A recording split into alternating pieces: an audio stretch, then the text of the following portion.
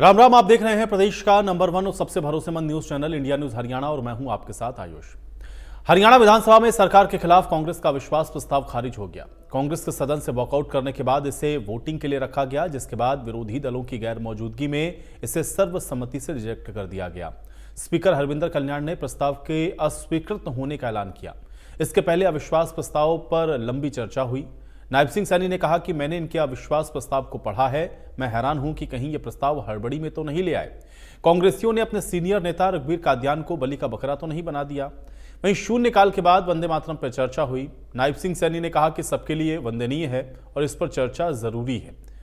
उस समय के प्रधानमंत्री जवाहरलाल नेहरू को अपनी कुर्सी डोलती हुई नजर आई और यह सुनते ही कांग्रेस के विधायकों ने हंगामा शुरू कर दिया। नेता प्रतिपक्ष भूपेंद्र हुड्डा के साथ कांग्रेस के विधायक उठकर वेल में आए। वहीं सीएम नायब सिंह सैनी ने अविश्वास प्रस्ताव के बीच में कांग्रेस के सदन छोड़ने पर कहा कि कांग्रेस अविश्वास प्रस्ताव लेकर के आई थी, लेकिन विपक्ष में सुनने का मादा नहीं है, इसके लिए बीच में ही वो वॉकआउट करके चले गए। अब सीएम सैनी ने यह भी कहा कि कांग्रेस पार्टी खत्म हो चुकी है। कभी वो ये कहते हैं कि वोट चोरी हो गई, कभी संविधान को खतरा हो गया, कभी कुछ तो कभी कुछ, और इस प्रकार के वो आरोप लगाते हैं जिससे आम जन भी आहत होता है। मुख्यमंत्री नायब सिंह सैनी ने कहा कि हरियाणा में कानून व्यवस्था को दुरुस्त करना यह पुलिस का दायित्व है और हमने पहले भी कहा कि गैंगस्टर या तो बदमाशी छोड़ दें या हरियाणा। वहीं बीजेपी प्रदेश प्रभारी सतीश पुनिया ने कांग्रेस के विधानसभा में अविश्वास प्रस्ताव पर बोलते हुए कहा, कांग्रेस बेबुनियाद अविश्वास प्रस्ताव लेकर आई, संख्या बल भी नहीं, सस्ती लोकप्रियता के लिए यह सब किया गया। कांग्रेस भाग खड़ी हुई। कांग्रेस ने गैर जरूरी बहस की और अपना आचरण हरियाणा के समक्ष दिखाया। उन्होंने यह भी कहा कि कांग्रेस को एकजुट होकर के प्रस्ताव का समर्थन करना चाहिए था, लेकिन कांग्रेस ने गैर जरूरी बहस को किया। वहीं राज्यसभा सांसद रेखा शर्मा ने कांग्रेस के अविश्वास प्रस्ताव के खारिज होने पर बोलते हुए कहा कि अविश्वास प्रस्ताव खारिज होना ही था, नंबर हमारे पास है, उन्हें अविश्वास पर विश्वास कैसे हुआ मुझे मालूम नहीं। उन्होंने कहा कि कोई भी प्रस्ताव मीडिया के लिए लाना ठीक नहीं है, केवल न्यूज बनाने के लिए अविश्वास प्रस्ताव लाया जाना यह ठीक नहीं है। अपने नंबर गिनने के बाद इसको लाते। उन्होंने कहा कि अपने नंबर गिनने के बाद लाते तो ये अलग बात थी। यह भी कहा कि अगर जनता का विश्वास हमारी सरकार से उठ गया होता तो तीसरी बार हरियाणा में भाजपा की सरकार नहीं बनती। लोगों ने पूरा समर्थन दिया है। केवल विपक्ष के मुट्ठी भर नेता जो कई सालों से राजनीति से बाहर हैं, उन्हें यह छटपटाहट है, उन्हें समझ नहीं आ रहा कि वो क्या बोले। वहीं पूर्व डिप्टी सीएम दुष्यंत चौटाला ने भी अविश्वास प्रस्ताव पर बोलते हुए कहा कि जिस प्रकार से अविश्वास प्रस्ताव को लेकर इन्होंने मुंह खिखाई है, इससे साफ दिखता है कि सत्ता पक्ष के साथ मिलकर ये काम कर रहे हैं। तो आज अपने इसी खास कार्यक्रम में इस मुद्दे पर आज चर्चा करेंगे।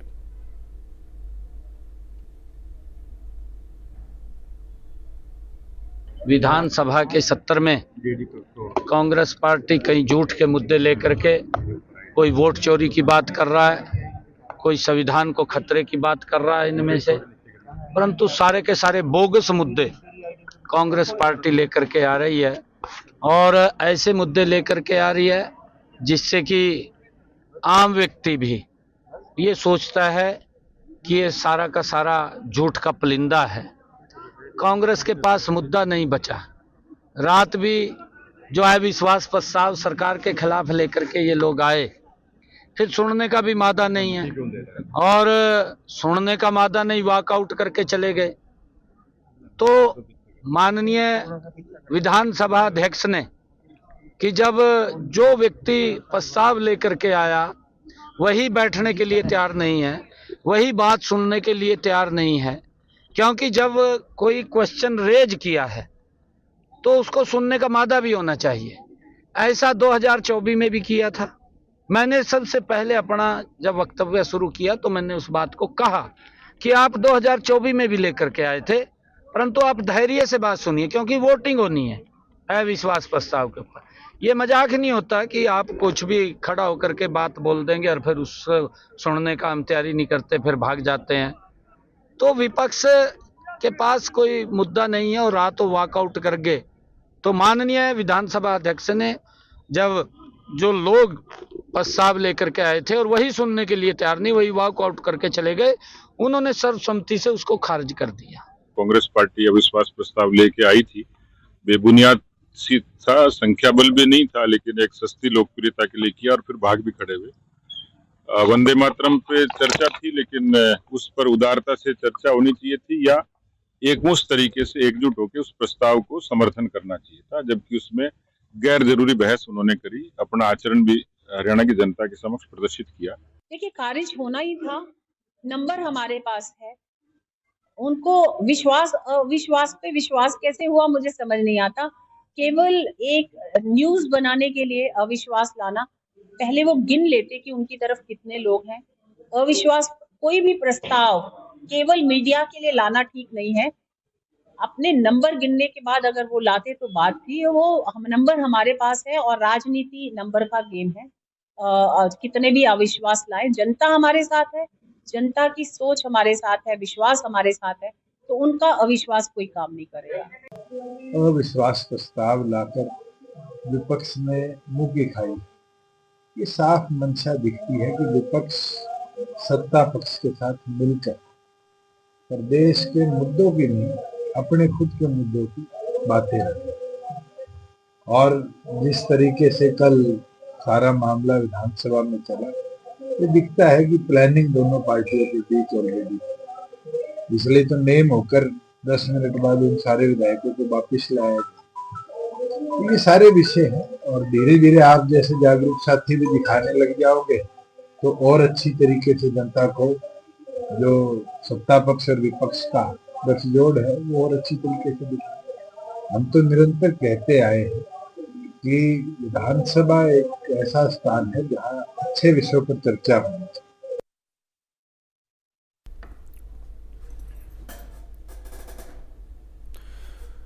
तो कुल मिलाकर के कल विधानसभा के अंदर अविश्वास प्रस्ताव पर एक गहन चर्चा हुई और आपने देखा कि विधानसभा की जो सिटिंग है वो 2 सिटिंग में थी, यानी कि डबल सिटिंग में कल 10:15 बजे तक इस अविश्वास प्रस्ताव पर चर्चा चलती रही। लेकिन इस अविश्वास प्रस्ताव के बीच में जो कुछ हुआ या सदन से जो वॉकआउट कांग्रेस पार्टी ने किया, उसके मायने क्या है, आज इसको समझने की कोशिश करेंगे। सभी मेहमान मेरे साथ, पहले उनका परिचय करवाते हैं, उसके बाद आज की इस चर्चा की शुरुआत करते हैं। राजबीर रोहिल्ला जी हमारे साथ हैं, भारतीय जनता पार्टी के प्रवक्ता हैं। राजबीर रोहिल्ला जी, बहुत स्वागत है आपका। सुखबीर तंवर जी हमारे साथ हैं, कांग्रेस पार्टी के प्रवक्ता हैं। सुखबीर तंवर जी, स्वागत है आपका। रजत मंजेटा जी हमारे साथ हैं, इंडियन नेशनल लोकदल के प्रवक्ता हैं। रजत मंजेटा जी, आपका स्वागत। और केसी मलकानिया जी हमारे साथ हैं, राजनीतिक विश्लेषक हैं। केसी मलकानिया जी, आपका स्वागत है। सुखबीर जी, आज आपसे शुरुआत करूंगा, चूंकि अविश्वास प्रस्ताव आप लोग लेकर के आए थे और अविश्वास प्रस्ताव के दौरान एक लंबी बहस होती है, ये हम लोगों ने हर बार देखा। लेकिन इस बार भी जब चर्चा हुई और अंतिम में जब मुख्यमंत्री उठे और इसका जवाब देना उन्होंने शुरू किया, तो फिर सदन से वॉकआउट कर लिया। और यह बात बीजेपी पहले भी कह रही थी कि आप लोग अविश्वास प्रस्ताव लाएंगे, वो गिरेगा भी क्योंकि नंबर नहीं है, और फिर आप लोग सदन से वॉकआउट भी करेंगे क्योंकि आप लोग सुनते नहीं है। अब कल जो कुछ हुआ उसको कैसे देखते हैं, उस पर भारतीय जनता पार्टी जो हमलावर है उसको कैसे देखते हैं आप? सुखबीर जी।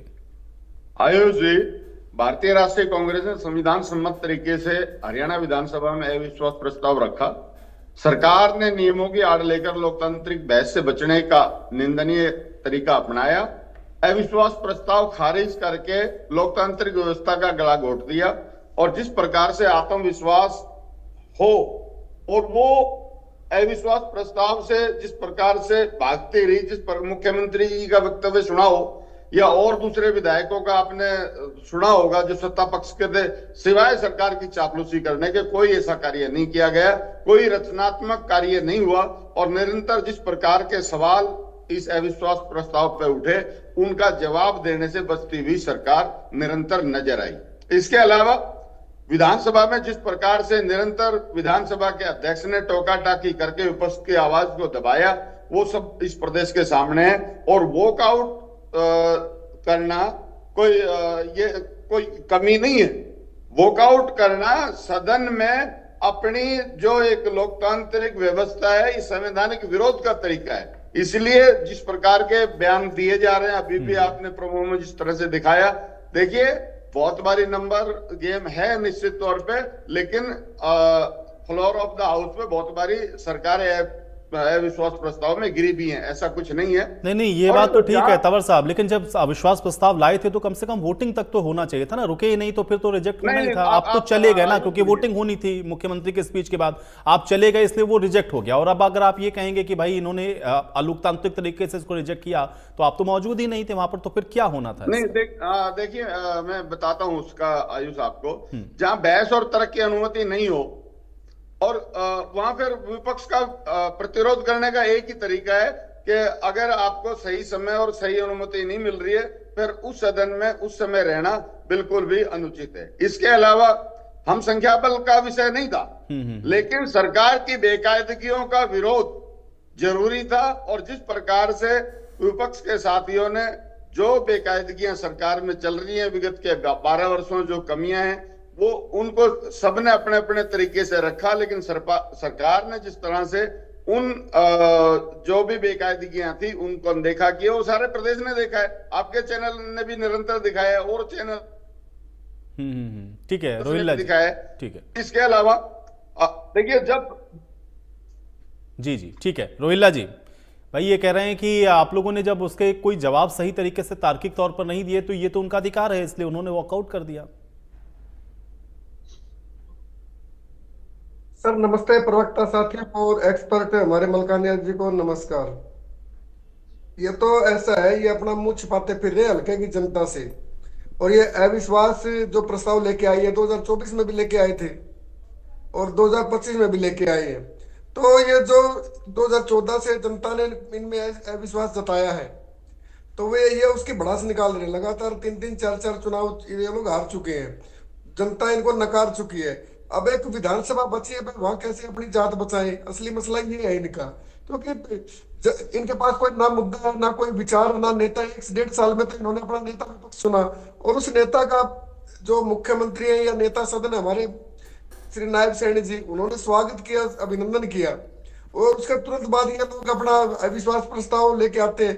जबकि उस अविश्वास प्रस्ताव को कांग्रेस पार्टी के नेता मना कर रहे थे, जो इनके विधायक है कुछ, जिन्होंने दस्तखत नहीं किए। वो आपको पता लग जाना चाहिए भाई ये लोग विरोध में है, इसके किस लिए अपनी बेइज्जती करवा रहे हैं आप लोग। ये तो ये लोग अविश्वास प्रस्ताव लेके आए, उस पर इन्होंने बहस नहीं होनी थी, और जब वोटिंग का समय आया तो ये लोग वॉकआउट कर गए। तो जो ये वॉकआउट है, इनका वॉकआउट जनता ने वॉकआउट करवा रखा है इनका। ये जनता में जाने योग्य बच्चे नहीं है, क्योंकि वो काट के अंडी इनकी नहीं चढ़ पा रही। तो हरियाणा सरकार में जो इन्होंने एक और बात की, चापलूसी की, भाई हरियाणा सरकार के जो मुख्यमंत्री है, हमारे नायब सैनी जी है, हमारे विधायक है या मंत्री है, वो आपका गुणगान करेंगे या हरियाणा सरकार का गुणगान करेंगे? वंदे मातरम आपको, आप लोगों को हजम नहीं हो रहा, वंदे मातरम पे आप बहस में आप इधर उधर की बात करते हैं, ठीक है ना? तो कहीं ना कहीं ये जो कल जो घटनाक्रम हुआ है, ये घटनाक्रम पिछले साल के घटनाक्रम की पुनरावृत्ति है। इनको ये सब स्पष्ट पता था भी तुम लोग जवाब क्या दे पाओगे, तुम लोग ले तो आए हो, ठीक है ना? कई बार क्या होता है ना भाई, समाज में उड़ता तीर ले लिया, ये हर साल इनकी आदत हो चुकी है। क्योंकि इनका जो एक जनाधार होता है भाई, क्योंकि अल्टीमेटली जो प्रतिनिधि होते हैं विधायक, वो जनता के प्रतिनिधि होते हैं, अपने इलाके के प्रतिनिधि होते हैं। होना ये चाहिए था, अपने इलाके की मांग उठाते, मुख्यमंत्री जी को रखते, और मुख्यमंत्री जी मांगों को स्वीकार करते। और मुख्यमंत्री जी ने भी तो कहा था भाई हमने झज्जर उसका एक क्या नाम है काम किया है, एक्सप्रेस उसका जो एक कुछ, तो लेकिन इन्होंने धन्यवाद भी नहीं किया, ठीक है ना? तो ये चीजें होती है इनकी।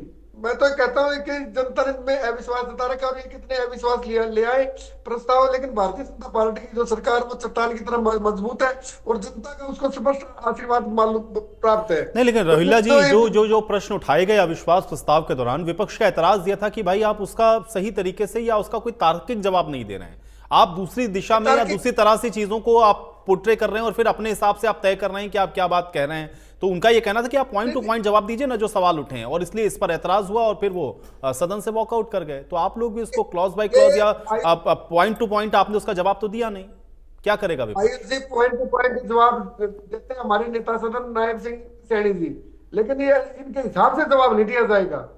भाई ये तय करेंगे भाई जवाब हमें देना है, जवाब आप अभी दीजिए, बाद में दीजिए या क्रमवार दीजिए, वो नेता सदन तय करेंगे, ठीक है ना? वो इनके हिसाब से जवाब नहीं दिए जाते।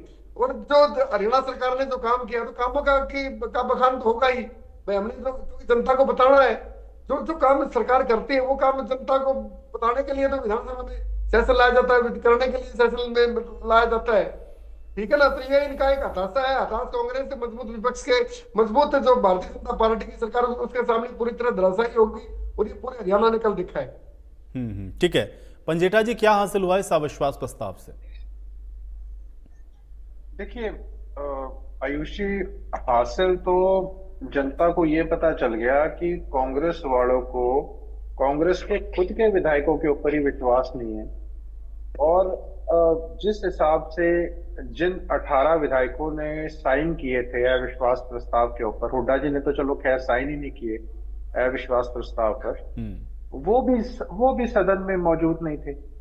तो किरकिरी इतनी ज्यादा होती, बल्कि बुलाया भी गया जिनको नेम किया गया था, उसके बावजूद जब ये अखबार में ये आता, जब संख्या, बिल्कुल संख्या बल की बात है, और जब ये आता कि भाई जो कांग्रेस के 37 हैं वो भी पूरे मौजूद नहीं थे, और जब अविश्वास प्रस्ताव लाया जाता है, जब आपको पता होता है कि अंदरले खाते कि कौन कौन हमारे साथ है और किस बिना के ऊपर हम सरकार को गिरा सकते हैं, तब तर्क हो ना तर्क हो, बहस क्या हो, वोटिंग मैटर करती है उसके ऊपर। तो अब ये तो हर विधानसभा सत्र में जरूरी नहीं है कि सत्ता पक्ष जो है वो विपक्ष के जो उम्मीद कर रहा है जिस हिसाब से वैसे जवाब दे। ये तो किसी भी विधानसभा सत्र में जरूरी नहीं है। बहुत से ऐसे, मैं तो कहता हूँ 80-90% ऐसे प्रश्न होते हैं कि तभी सप्लीमेंट्री भी पूछे जाते हैं कि सरकार से सेटिस्फैक्टरी आंसर नहीं मिलता। लेकिन जहां तक अविश्वास प्रस्ताव की बात है, तो जब अविश्वास प्रस्ताव आप लेके आते हैं तब आपको कहीं ना कहीं कि मेरी इतने विधायकों से अंदरले खाते मेरी बात हो चुकी है, या कुछ ऐसा आपको कॉन्फिडेंस होता है। जब आपको पूरा विश्वास होता है तब आप कि भी मेरे अपने तो मेरे साथ हैं, बल्कि कुछ जो सत्ता पक्ष के विधायक भी हैं उनको भी आप विश्वास में लेते हैं, तब आप जाकर अविश्वास प्रस्ताव लेके जाते हैं कि भी हम सत्ता पक्ष को गिरा सकते हैं। लेकिन ये दूसरी बार ऐसे हो चुका है कि ये औंधे मुंह जो है, ये अविश्वास प्रस्ताव जो है, ये इनका मैं तो गिरा ही कहूंगा जब वोटिंग से, और वॉकआउट नहीं करना चाहिए था आपको। जब आप लेके आते हैं तो वॉकआउट तो आपको बिल्कुल भी नहीं, अब मैसेज ये गया कि आप भाग गए, आपने वॉकआउट कर लिया। और अब ये आप नहीं जनता को बता सकते कौन सा ऐसा आंसर है जो हमें सत्ता पक्ष से सेटिस्फैक्टरी मिलता है। हमारा काम ये होता है कि हाँ, हमें ये, हमारा ये प्रश्न था और सत्ता पक्ष ने ये जवाब दिया, और ये इसमें ये तथ्य नहीं है और ये तथ्यों से दूर है और इससे हम सेटिस्फाइड नहीं है। लेकिन ठीक है, उससे पहले गिनती से पहले, बल्कि मैं काफी देर तक देखता रहा, स्पीकर साहब ने तो कुलचे छोले भी मंगाए, काफी देर हो गई, तब तक हम देखते रहे, बहस देखते रहे। लेकिन ये वोटिंग जरूर होनी चाहिए थी। ये तो मतलब किरकिरी हासिल तो कुछ नहीं हुआ। देखिए, जब भी सदन चलता है तो बहुत सा पैसा जनता का गाड़ी खून पसीने की कमाई है उसमें लगता है। और अगर हम इसकी बात करें पार्लियामेंट की, तो 2.5 लाख रुपए का खर्च आता है 1 मिनट का, और सिर्फ वंदे मातरम पे 10 घंटे बहस हुई तो 15 करोड़ रुपए जनता के पैसे का लगा। और वंदे मातरम से याद आया, मैं तो हैरानगी मानता हूँ, मुझे नहीं लगा था कि मैंने हुड्डा साहब को कभी इतना फ्रस्ट्रेटेड नहीं देखा, और विधायकों को तो मैंने देख लिया कांग्रेस के बहुत फ्रस्ट्रेटेड दिखाई दिए। हुड्डा साहब ने विधानसभा पटल के ऊपर ये कहा कि वंदे मातरम तो मेरे दादा ने लिखा था। मैं रिपीट करूंगा, वंदे मातरम तो मेरे दादा ने लिखा था, और मैं दिखा भी दूंगा आपको। 16 फरवरी 2021 को रोहतक में महात्मा गांधी आए, लाला लाजपत राय आए और मौलाना आजाद आए, और उसके बाद मेरे दादा ने खड़े होकर वहां वंदे मातरम का नारा लगाया था। तो वंदे मातरम तो मेरे दादा ने लिखा था। मुझे ये समझ में नहीं आया कि ऐसा ज्ञान तो आपको, जब पार्लियामेंट का सेशन चल रहा था तो दीपेंद्र हुड्डा ने क्यों नहीं खड़े होके वहां कहा कि भी ये तो मेरे दादा ने लिखा था। फिर बंकिम चंद्र चटर्जी ने 1875 में क्या लिखा था। अगर बार बार बंकिम चंद्र चटर्जी का नाम लिया गया, लोकसभा में बार बार इतनी लंबी बड़ी बहस हुई, 10 घंटे लगाए, वहां हुड्डा, दीपेंद्र हुड्डा ने क्यों नहीं कहा, जो ये विधानसभा में भूपेंद्र सिंह हुड्डा ने कहा कि ये तो मेरे दादा ने लिखा था। तो ये इतना बड़ा झूठ नहीं बोलना चाहिए। तभी मैं कह रहा हूँ, इससे फ्रस्ट्रेशन दिखाई देती है। आपसे, आपके दादा ने, आप उनको बड़ा स्वतंत्र सेनानी कहते हो, मतलब किस लेवल की उनके अंदर क्रेडिट लेने की भूख दिखाई दे रही है, वो तो इसी से पता चल जाता है। इनके तो 40 साल पहले लिख दिया था। और आपको भी पता है कि चुनाव आ रहा है वेस्ट बंगाल का, तो इस सदन में 10 घंटे सिर्फ एक वंदे मातरम पे बहस हुई। और मुझे एक बात बताए, सरकार चाहे सेंटर की भी 150 वर्ष बना रहे हैं, 150, कोई आपने कोई अवकाश किया हो इस अवसर के ऊपर? इतना अच्छा मौका था, आपकी पीआर टीम ने, आपकी किसी टीम ने ये नहीं बताया कि कोई इवेंट किया जाए। रोज आए दिन दूसरे दिन आप जनता का पैसा किसी ना किसी उत्सव महोत्सव इवेंट के ऊपर खर्च कर रहे हो। आपने कोई राष्ट्रीय स्तर के ऊपर कोई प्रोग्राम कराया हो, कोई स्कूलों में प्रोग्राम कराया हो, ना कोई अवकाश कराया, ना कोई इवेंट कराया।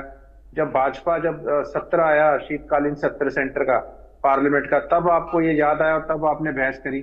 बल्कि मैं इनको अब राय दे देता हूँ कि कोई ना कोई कॉइन या कोई ना कोई स्टैंप आपको इशू करनी चाहिए थी। अगर आपको सारा का सारा इतना ही आपको वंदे मातरम के ऊपर था, तो 150 वर्ष हो गए जैसे आजादी का अमृत महोत्सव आप बना। ठीक है, अब मुझे लगता है तो पंजेटा जी बीजेपी वाले इसको लेकर के क्या अब आगे करते हैं ये तो देखेंगे हम लोग, लेकिन आप ये कह रहे हैं कि ये जो अविश्वास प्रस्ताव लाया गया इससे हासिल तो खैर कुछ नहीं हुआ, ये जरूर है समय जरूर जाया हो गया। ठीक है, मलकानिया साहब कैसे देखते हैं आप, क्योंकि अविश्वास प्रस्ताव को नंबर गेम तो हम लोग देख रहे थे नहीं है, लेकिन ये तर्क दिया गया कि भाई अविश्वास प्रस्ताव के दौरान बहुत सारे ऐसे विषय होते हैं जिसको अविश्वास प्रस्ताव के जरिए हम लोग उठा लेते हैं, जो अमूमन मौका नहीं मिलता, समय नहीं मिलता क्योंकि सत्र छोटा होता है।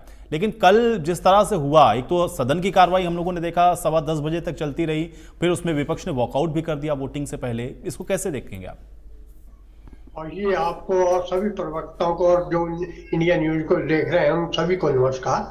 जहां तक अविश्वास प्रस्ताव का सवाल है तो ये सरकार को घेरने का तो हम मान सकते हैं, परंतु सरकार अविश्वास प्रस्ताव के विपक्ष जो है, इसके अलावा भी काम रोको प्रस्ताव होता है, कोई प्रश्नकाल, कई तरीके होते हैं जिससे आप सरकार को घेर सकते हैं। अविश्वास प्रस्ताव सरकार को गिराने के लिए ज्यादातर प्रयोग किया जाता है और वो बहुत सक्सेस होता है जहां गठबंधन की सरकारें होती है, एक सरकार में कई पार्टियां भागीदार होती है और जब विपक्ष को लगता है कि सरकार में किसी पार्टी में फूट है, पार्टी उसके बरखलाफ जा सकती है, हमारे पक्ष में वोट कर सकती है, तो अविश्वास प्रस्ताव लाने का तुक नजर आते हैं, कोई ना कोई उसका लगता है कि सरकार को गिरा सकते हैं तो अविश्वास प्रस्ताव लाया जा सकता है।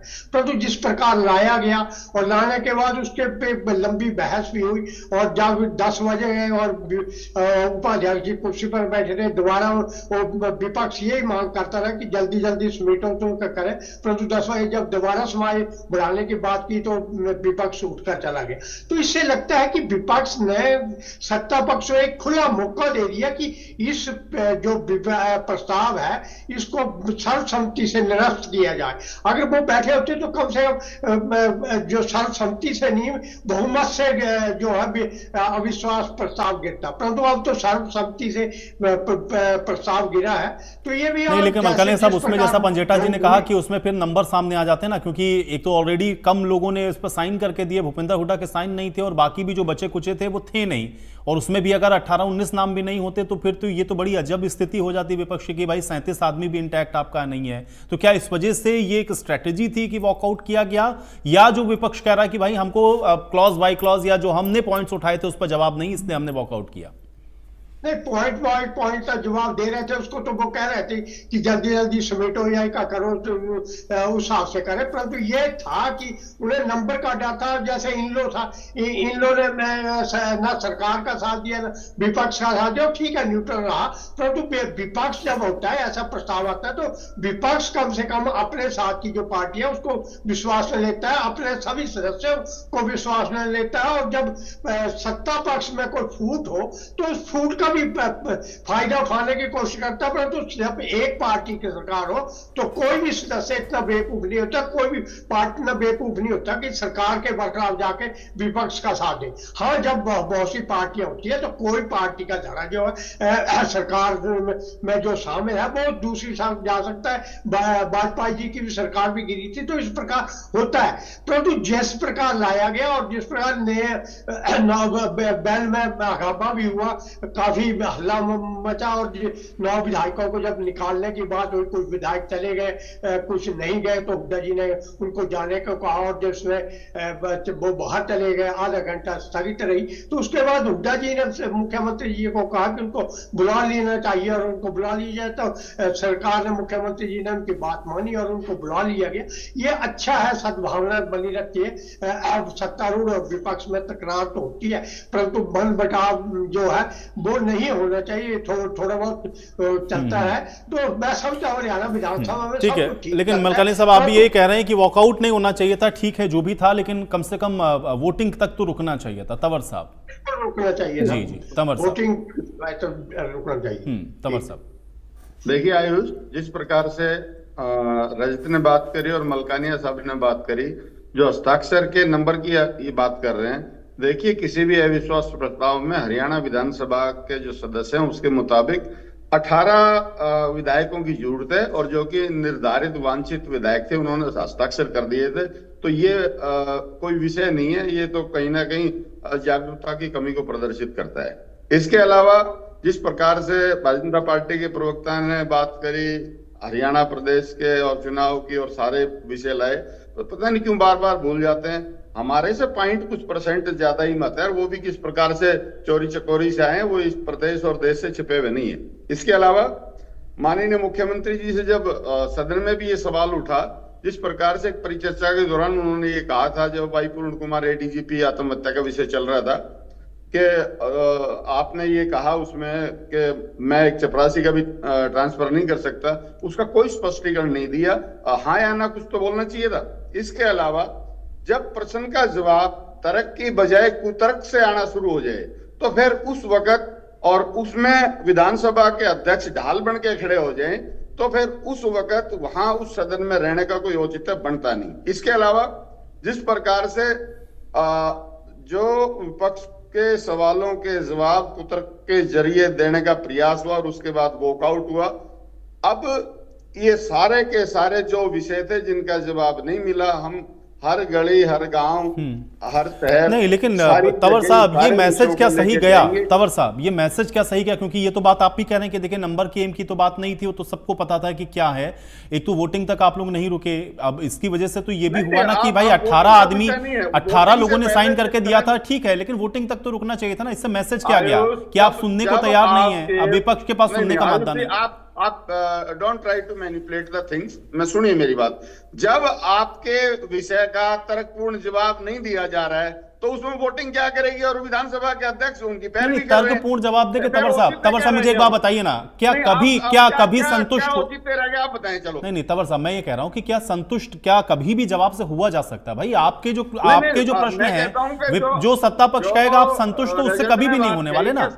और ये सिर्फ ऐसा नहीं कि कांग्रेस के लिए, जो भी विपक्ष में होगा, मैं एक जनरल बात कर रहा हूं, जो भी विपक्ष में है वो सत्ता पक्ष के जवाब से संतुष्ट तो नहीं होने वाला है। लेकिन अगर आप लेकर के आए अविश्वास प्रस्ताव, तो वोटिंग तक रुक जाते। ये मैसेज सही गया। आप सुनिए, जिस प्रकार से रजत ने कहा कि सभी विषयों पे संतुष्ट नहीं हुआ जा सकता, लेकिन कुछ प्रतिशत विषय तो हो, सारे के सारे मैनिपुलेटेड जवाब थे। और विधानसभा के अध्यक्ष का आचरण देख लो, कमाल की बात है। आप भी जो बात कर रहे हैं, चलो 50% पे आप मत दो ठीक सीधा जवाब, कम से कम 50% पे तो सीधे जवाब दें, कोई एक तो तर्कपूर्ण जवाब दें। आखिर क्यों नहीं बताया मुख्यमंत्री जी ने कि उन्होंने ये बात कही थी कि नहीं कही थी कि मैं चपरासी का भी ट्रांसफर नहीं कर सकता? हाँ या ना में ही जवाब दे देते या मनाही कर देते। तो कहने का भाव ये है, इस प्रकार का कदाचार विधानसभा जैसे पवित्र स्थल पर नहीं होना चाहिए। निश्चित तौर पे भारतीय जनता पार्टी नाकामयाब रही है, और इसमें हम इन सारे विषयों को जो विधानसभा में सवाल पूछे गए हैं और जिस प्रकार के जवाब तो तंवर साहब फिर आपसे भी मेरा प्रश्न ये है कि फिर इस अविश्वास प्रस्ताव से क्या हासिल हुआ? नहीं, इनकी जो बेकायदगियां हैं, जो इनकी कमियां हैं, वो सारे प्रदेश ने देखी। क्या बहस के दौरान ये सारी बातें नहीं आई? वरना तो आनी ही नहीं थी, ये आपको ही पता है।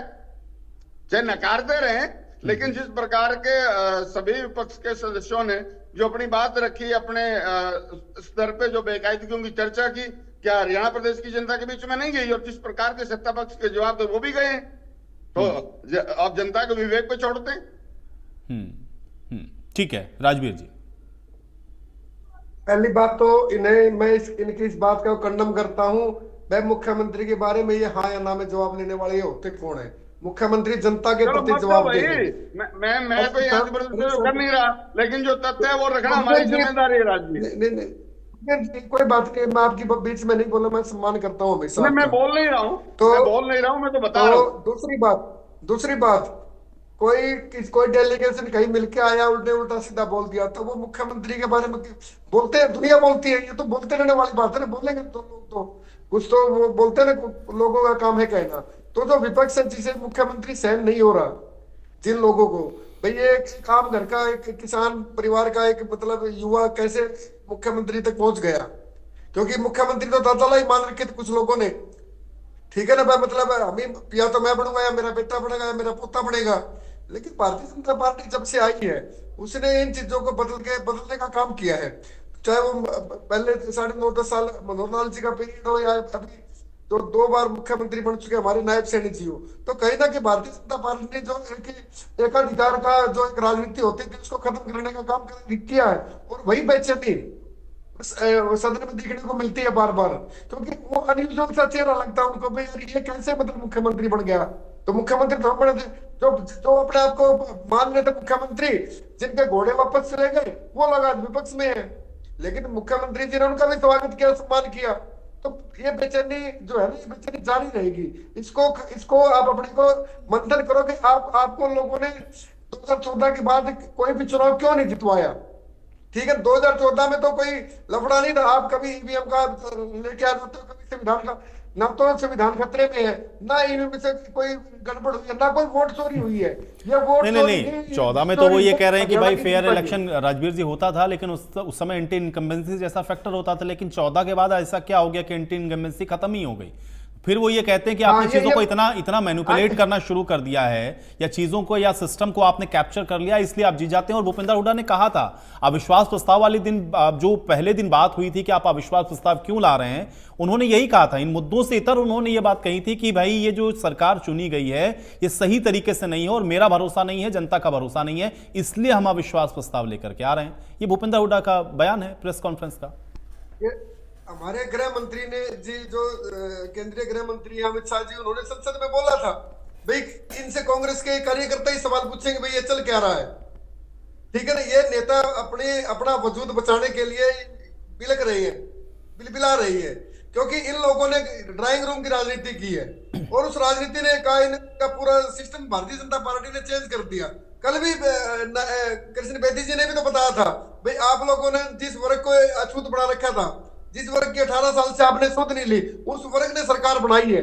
लेकिन ये लोग इस चीज को नहीं मानेंगे, क्योंकि आपने जनता में पार्सलिटी की, आपने तुष्टीकरण किया, जिसका जनता ने आपको भरपूर जवाब दिया। अच्छा रोहिला जी, एक प्रश्न और है जो कि दुष्यंत चौटाला जी ने भी कहा, और ये बात कई बार होती है जब भी इस तरह के कोई विषय होते हैं, कोई फ्रेंडली मैच है क्या भूपेंद्र हुड्डा और भारतीय जनता पार्टी के बीच में? क्योंकि अब भाई 6 महीने की तो इम्यूनिटी मिली गई सरकार को इस अविश्वास प्रस्ताव के जरिए, और ये कोई फ्रेंडली मैच खेलते हैं क्या? मतलब ये भूपेंद्र हुड्डा आपके पक्ष में है या दोनों लोग मिले हुए हैं? दुष्यंत चौटाला जी तो ये बात कह ही रहे थे, इनेलो भी ये बात कहती है कि भाई मिले हुए हैं। आयुष जी, आप एक बात मान के चलिए, 51 सदस्यीय जो हमारा बहुमत है, वो जनता ने चुने 48 हमारे पूर्ण बहुमत की सरकार। ये बात इनको माननी पड़ेगी, ये अपने छाती में लिखवानी पड़ेगी कि भाई ये सरकार भारतीय जनता पार्टी की चट्टान की तरह मजबूत सरकार है, ये जाने वाली नहीं है किसी भी कीमत पर। इन्हें अपने जो क्रियाकलाप है उनमें परिवर्तन लाना पड़ेगा। रही बात इनेलो और जसपा और कांग्रेस की, ये सभी आपस में मिले हुए, इनकी नुरा गुस्ती चलती रहती है, कभी वो रोहतक चले जाते हैं, कभी वो सिरसा चले जाते हैं, तो कभी जुलाना में रैली कर जाते हैं, तो इनका कोई कुछ बचा नहीं है।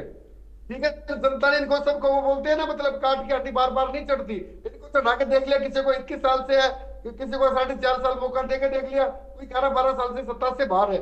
जनता को भारतीय जनता पार्टी की नायब सैनी जी के नेतृत्व में जो सरकार है उसका मजा ले आ रहा है, और हर वर्ग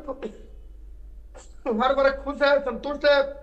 और सबसे बड़ी बात है, जो चेहरे की मुस्कुराहट है मुख्यमंत्री जी के, वो मुस्कुराहट ने लोगों के हौसले पस्त कर रखे हैं, इनका बीपी डाउन कर रखा है, और सर्दी में भी गर्मी का एहसास दे रखा है इनको। ठीक है पंजेटा जी, भाई कह रहे हैं कि अविश्वास प्रस्ताव के लिए 18 लोगों की जरूरत होती है, तो हम लोगों ने 18 लोगों ने साइन करके दे दिया, इसको इतना बड़ा इशू बनाने की कोई जरूरत तो है नहीं।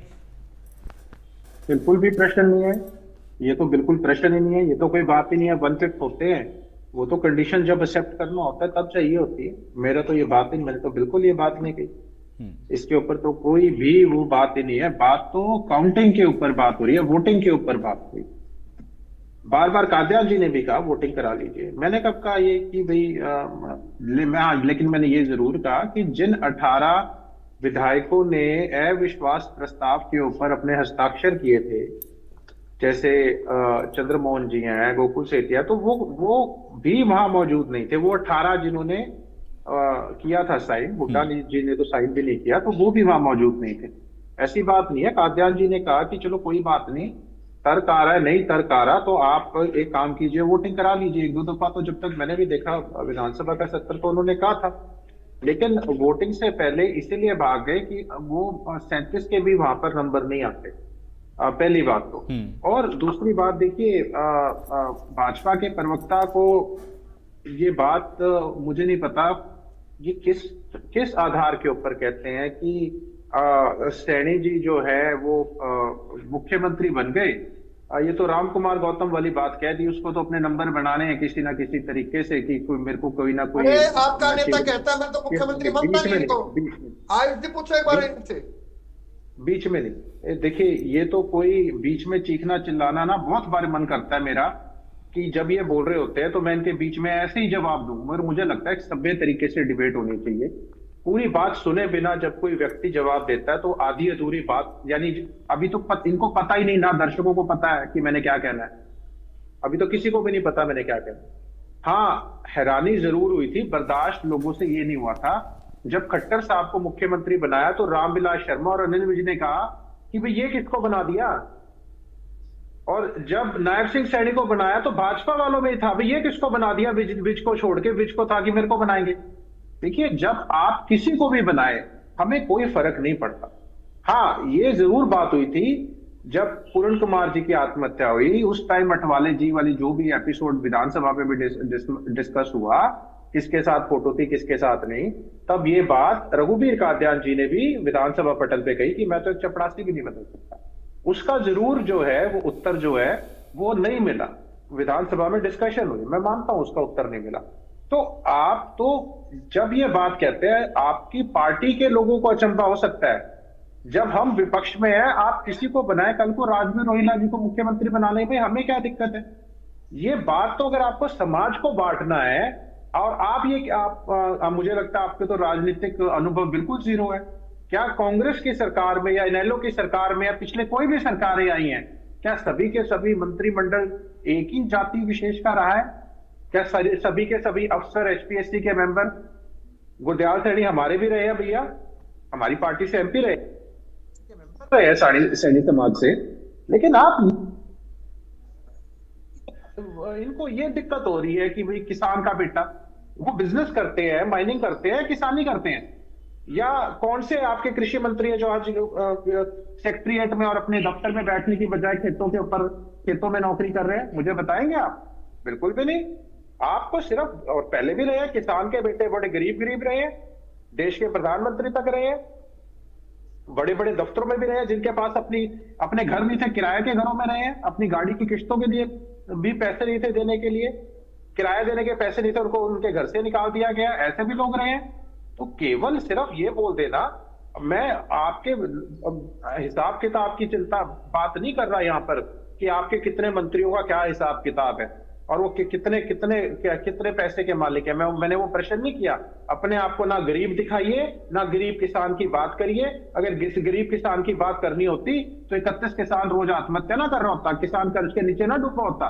ये चुनावी भाषण डिबेट पे देना मत दीजिए, तर्कपूर्ण बात कीजिए, जो तर्कपूर्ण बात है। हाँ, मैं बिल्कुल मानता हूं अविश्वास प्रस्ताव तब लेके आया जाता है जब पहले तो अपनों पे, विधायकों पे विश्वास हो, और साथ में आपने सत्ता पक्ष के विधायकों को विश्वास में लिया हो कि हाँ हम सरकार गिरा सकते हैं। लेकिन जब आपके पास ऐसा कुछ नंबर नहीं होता, और क्या ये सारे बिंदुवार चर्चा जो हमने ध्यान आकर्षण प्रस्ताव, तारांकित प्रश्न है, तारांकित प्रश्न उठाए हैं सभी मुद्दों को लेकर, क्या उनका जवाब जब होता तब नहीं लिया जाता? क्या केवल ये इसमें जवाब लिया जाता? बिल्कुल तर्कहीन बात मैं कहता हूं। महिपाल ढांडा जी ने एजुकेशन मिनिस्टर होते हुए बिल्कुल दी, गवर्नमेंट के बारे में, स्कूल्स के बारे में, एजुकेशन के बारे में। जब गवर्नर अभी थोड़े दिन पहले गए तो उन्होंने कहा कि भाई टॉयलेट इतने गंदे हैं, मैं पैसे दे देता हूं। 5 लाख रुपए की हाईकोर्ट ने जुर्माना लगाया था। 65 लाख बच्चे पार्लियामेंट ये अभी विंटर सेशन में बताया, 65 लाख बच्चे पढ़ाई से हट गए। कितने स्कूल बंद हो गए, ASCR की रिपोर्ट क्या कहती है, आप कहाँ खड़े हो, हिमाचल और पंजाब से भी पीछे खड़े हो, आपकी बेसिक जो एजुकेशन है बच्चों की, सड़कों को लेकर जो है वो झूठ बोल दिया, कितना वसूली हो रही है आपको, आप कहते हो जाल बिछा दिया, इतने 100 किलोमीटर स्पीड से गाड़ी दौड़ती है और पूरे देश में सबसे ज्यादा टोल हरियाणा में वसूला जा रहा है 45 किलोमीटर के, जबकि नेशनल आपने कहा 65-70 किलोमीटर से पहले नहीं होना चाहिए, फिर भी 65 के बाद आपने 45 किलोमीटर के बाद हरियाणा के अंदर टोल है। उस सुपर 100 की बात कर रहे हैं कि IIT में बच्चे आगे, क्या पहले IIT में बच्चे नहीं आते थे? क्या पहले, अब तो ये हालत है IIT में भी आते थे, IPS भी बनते थे नहीं, लेकिन फिर इन सब से क्या भाई, ये तो हलकों से जुड़े हुए जो प्रश्न है पंजेटा जी, ये तो विधायक उठा सकते थे ना, लेकिन अविश्वास प्रस्ताव के बीच में तो ये सारी बातें कहीं सेकेंडरी हो गई ना, फिर तो समय खराब हुआ, समय जाया हुआ बहुत। मैं तो शुरुआत में ही कहा कि कितना समय खराब हुआ, ये तो वंदे मातरम के ऊपर, चलो बंगाल में चुनाव है अभी, जब पार्लियामेंट में डिस्कशन होगी, मैंने तो बताया 15 करोड़ रुपए जनता का लग गया वहां पे सिर्फ बंगाल के लिए, हर एक को अपने आप देशभक्त जाग गया हर एक के अंदर का, तब आपने क्यों नहीं कोई कॉइन स्टैंप जारी, कोई अवकाश किया हो, कोई प्रोग्राम किया हो? आपके रोज उत्सव हो रहे हैं, रोज इवेंट हो रहे हैं हरियाणा के अंदर, आप जब से सरकार बनी है हर दूसरे दिन कुछ ना कुछ हरियाणा की जनता के पैसों उसकी एडवर्टाइजमेंट अलग हो रही है। मलकानिया साहब, ठीक है, मलकानिया साहब, ये फ्रेंडली मैच वाली जो बात हुई, या दुष्यंत चौटाला जो बात कह रहे हैं, या फिर हम लोग देखते हैं नेलो भी ये कहती है कि भाई भूपेंद्र हुड्डा और भारतीय जनता पार्टी के बीच में कुछ तो ट्यूनिंग है, और इसलिए ये अब क्योंकि अविश्वास प्रस्ताव ले आए तो 6 महीने की तो पूरी इम्यूनिटी है सरकार के पास, अब आप 6 महीने से पहले दोबारा तो ला नहीं सकते, और ये तो कह रहे हैं कि अब तो आप लाएंगे भी नहीं, क्योंकि 24 में भी आप ला के देख चुके हैं, नंबर गेम आपके पास है नहीं। तो क्या ये आरोप सही आपको लगते हैं जो लगाए जा रहे हैं विपक्ष की ओर से, खासतौर से कांग्रेस पार्टी के संदर्भ में? देखो, जहां तक अविश्वास प्रस्ताव का सवाल है वो बड़ा क्लियर है कि जब आपके पास नंबर गेम नहीं, उधर कोई कोलेशन गवर्नमेंट नहीं है, तो इस प्रकार तो हो नहीं सकता। अगर सरकार के अंदर कोई फूट हो, कोई धड़ा टूट रहा हो या हो रहा है, तो आप अविश्वास प्रस्ताव लाए, परंतु जब आपके पास नंबर नहीं है, सरकार के पास बहुमत है, पूरा नंबर है, कोई किसी के साथ पार्टनरशिप नहीं है, तो इस प्रकार की जरूरत नहीं। और जिस प्रकार दुष्यंत चौटाला जी या दूसरे कह रहे हैं, तो जब बेल में चले गए, विपक्ष ने अपने कड़े तेवर भी दिखाए और बेल में गए, तो बेल में जाने के बाद कुछ को मार्शल की सहायता से बाहर निकाल दिए गए, कुछ रह गए, तो हुड्डा जी ने उन्हें कहा कि तुम बाहर चले जाओ। जब वो बाहर चले गए, पार्टी की स्थगित हो गई, उसके बाद हुड्डा जी ने यह अनुरोध किया मुख्यमंत्री और स्पीकर को कि उनको वापस बुला लिया जाए, और उनको बुला लिया गया, क्योंकि जब भी किसी को निष्कासित किया जाता है तो उसका टाइम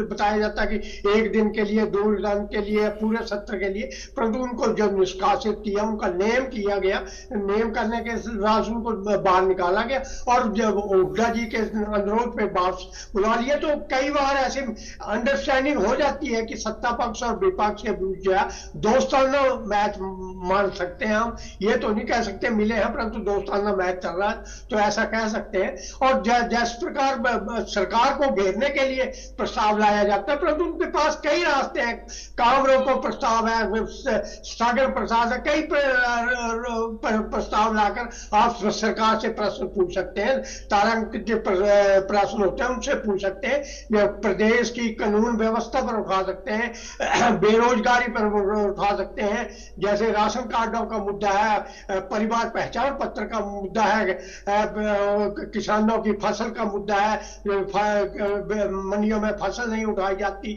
उसका समर्थन मूल्य नहीं मिल रहा है, तो इस प्रकार के मुद्दे उठाए जा सकते हैं, पर उठाने का कोई और तरीका भी हो सकता था। ये इसके द्वारा तो ये था, फिर वोटिंग करा लेते कि आपके साथ के, जहां तक 18, ये ठीक है कि आपके 18 मेंबरों के साइन चाहिए, परंतु अगर विपक्ष के सारे सदस्य साइन कर लेते तो उसमें कौन सा हर्ज होता, तो पता लग जाता भाई इतने सदस्य तो हमारे साथ हैं, ये ठीक है, जितने चाहिए थे उसके हो गया, उसको उसी आधार पर उसको मंजूर कर लिया गया। परंतु अगर सारे सदस्यों पे, और जो जिनको से आपको आजाद उम्मीदवारों से या इन लोगों से उम्मीद होती है उनसे रिक्वेस्ट करते, तो आपकी जो सी स्ट्रेंथ बढ़ जाती, तो कम से कम सत्तारूढ़ को पता लग जाता कि विपक्ष के पास कांग्रेस पार्टी के साथ अन्य लोग भी मिले हुए हैं, इन लोगों का समर्थन भी है, या जो इंडिपेंडेंस उनका भी समर्थन समर्थन है, परंतु अब जो पिक्चर क्लियर हो गई कि कांग्रेस के पास अपने तो है सदस्य, परंतु उसके बाहर से किसी का समर्थन नहीं है। और कांग्रेस ने जो मुद्दे उठाए उनका जवाब दिया। ठीक है, सरकार अपने हिसाब से जवाब देती है, विपक्ष के हिसाब से नहीं, कोशिश करती है कि जो प्रश्न आए उसका जवाब दे, परंतु उसको अपने हिसाब से उसने जवाब देना है।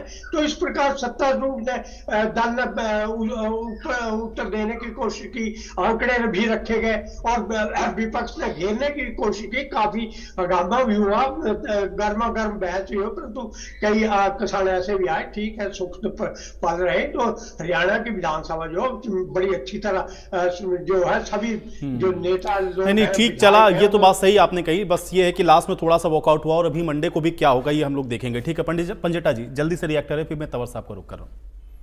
देखिए, पहली बात तो हमें कांग्रेस ने हमें कोई आवेदन नहीं दिया, कोई रिक्वेस्ट नहीं किया और हमें कोई विश्वास में नहीं लेकर आई कांग्रेस। लेकिन फिर भी अगर कांग्रेस 44 तक भी आ जाती तब भी हम अपने बिना इनकी सपोर्ट मांगे भी तब भी हम हमारे इंडियन नेशनल लोकदल के 2 विधायक कांग्रेस को सपोर्ट कर देते। लेकिन जहां मलकानिया जी एक बात बार बार गलत बोल रहे कि कांग्रेस के पास अपने 37 थे, मुझे इस बात से कड़ी आपत्ति है। कांग्रेस के पास अपने पूरे 37 नहीं थे और ये किरकिरी ना हो जाए, ये अखबारों में संख्या ना आ जाए कि विषय पलट गया बिल्कुल कि कांग्रेस के अपनों पे 37 पे विश्वास नहीं है, विधायकों पर। यह विश्वास प्रस्ताव कहां से लेकर आना चाहते हैं? चलिए ठीक है पंजेटा जी, आप समय और इजाजत नहीं दे रहा, बहुत शुक्रिया आप लोगों ने समय निकाला, आज की चर्चा का आप लोग हिस्सा बने। तो हालांकि अविश्वास प्रस्ताव को लाया गया, लेकिन अविश्वास प्रस्ताव कल आपने देखा कि किस तरह से सदन में इसको रिजेक्ट कर दिया गया क्योंकि विपक्ष ने वॉकआउट कर दिया। लेकिन अभी एक दिन और जब सदन की कार्रवाई चलेगी तो इस पर और कितना हंगामा होगा ये देखना उससे भी ज्यादा महत्वपूर्ण होगा। आज इस खास पेशकश में मेरे साथ फिलहाल इतना ही।